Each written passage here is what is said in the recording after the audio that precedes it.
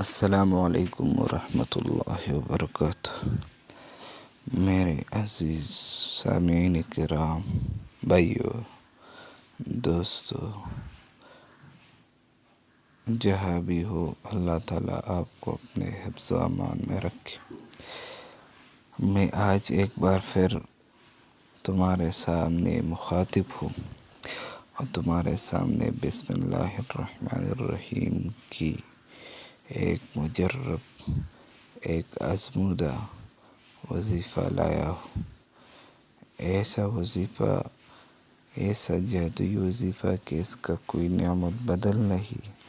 اگر آپ اس کو ایک مرتبہ آزمائے تو آپ اس کے نتائج خود دیکھ لیں گے کہ بسم اللہ الرحمن الرحیم میں اللہ رب العزت نے کتنی طاقت، کتنی قوت رکھی ہے، کیونکہ بسم اللہ الرحمن الرحیم میں اللہ رب العزت کے 3 نام ذکر ہے۔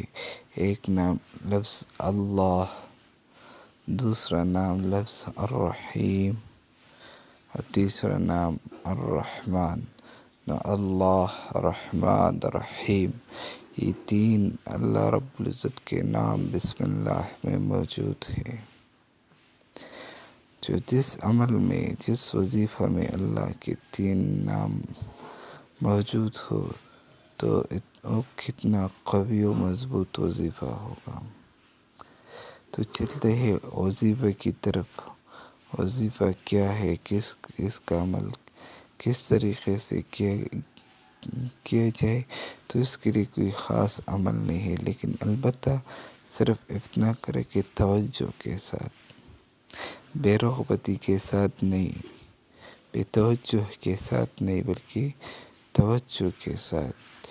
جب آپ یہ وظیفہ کرتے ہیں تو اس طرف توجہ کرو، تو توجہ کے ساتھ بسم اللہ الرحمن الرحیم 786 مرتبہ پڑھیں۔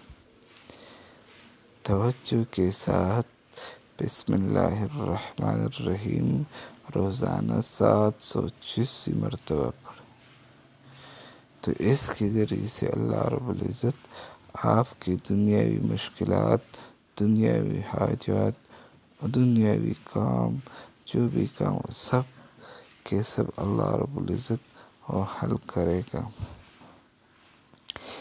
اور آخرت کی جو فائدے ہیں وہ بھی تمہیں نصیب ہوگا۔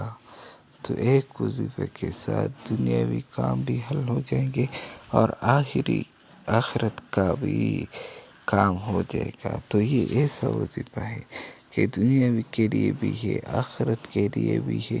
تو دونوں ایک چھوٹی سی عمل کے ساتھ جب ہم کو مل رہے ہیں تو عمل ہم کیوں نہ کریں، بلکہ اس کا کرنا تو ضروری و لازم ہو جائے، کیونکہ اس کے ذریعے سے ہمیں دنیا کی بھی فوائد ملتے ہیں اور آخرت کی بھی فوائد۔